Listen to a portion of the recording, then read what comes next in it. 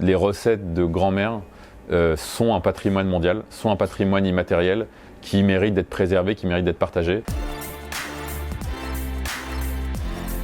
Bonjour, je suis Jonas Parienté, le créateur de Glumnas Project.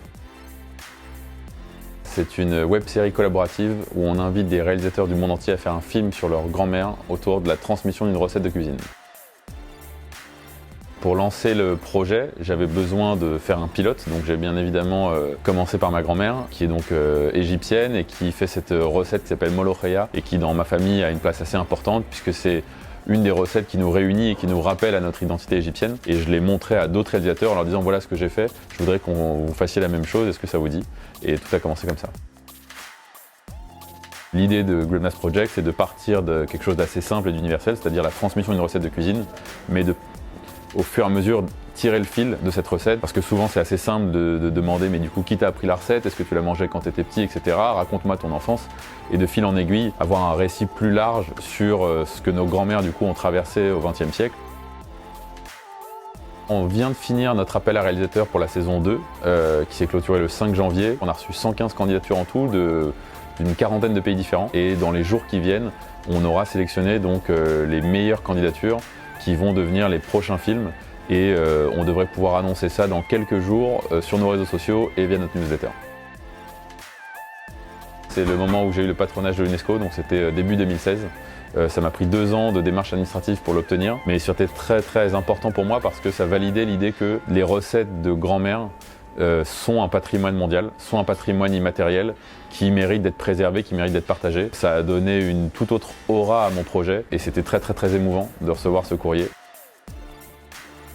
Quand je cherchais des financements pour le projet, de manière classique, c'est-à-dire en demandant aux chaînes de télévision et au CNC, je me suis fait retoquer de partout, et notamment sur une raison qui m'avait vachement blessé. On m'avait dit que mon projet était assez passéiste et renvoyait une image de la femme un peu ringarde, des femmes qui cuisinent, etc. Il y a des grands-mères dans la série qui ne sont pas des bonnes cuisinières, il y a des grands-mères de personnalités très différentes, de pays très différents. Et au contraire, c'est plutôt une célébration du caractère de ces femmes et de leur trajectoire de vie. Et au final, j'ai dû me tourner vers le financement participatif, mais ce qui m'a permis de retrouver l'espoir et aussi l'envie de me battre, puisque je voyais bien que les gens adhéraient au projet et que le public, en tout cas, allait adhérer au projet.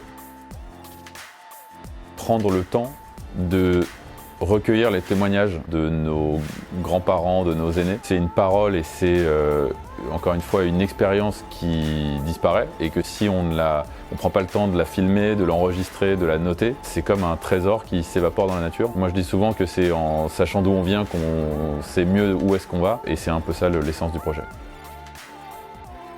En 2020, Glumnas Project, c'est plusieurs choses. C'est d'abord donc la saison 2 qui arrivera à partir de septembre. Et à côté de ça, on aimerait aussi lancer un format destiné plutôt aux amateurs, donc pas aux réalisateurs mais aux amateurs. Et l'idée, ce serait cette fois-ci que je fasse un tuto pour expliquer en gros les 2-3 règles principales à respecter et que les gens puissent faire leur film de leur côté. La mutante qui m'inspire actuellement beaucoup, c'est ma femme, qui est elle-même productrice et qui a l'audace de se réinventer beaucoup, qui mêle ses envies de raconter des histoires féministes sous différentes formules, que ce soit des documentaires ou plus digitaux, réseaux sociaux. Il y a un projet que j'aime beaucoup et qui sort le 8 mars, c'est la version en animation de Culotté, qui est la BD de Pénélope Bagieux. Si vous la connaissez pas, c'est une BD où en gros elle raconte en 2 tomes l'histoire de 30 femmes culottées, qui sont des femmes qu'on ne connaît pas nécessairement et qui en fait ont des parcours de vie extraordinaires et très inspirants. Il y a une boîte de prod qui s'appelle Silex qui l'a adapté en animation, ça sort le 8 mars, donc c'est 30 épisodes de 3 minutes 30. Et la prochaine mutante devrait être Shirley Cohn, qui donc est ma femme et qui est productrice et qui a des projets exceptionnels et dont je pense que vous entendrez parler très bientôt autour du féminisme via différents médias et différents contenus audiovisuels.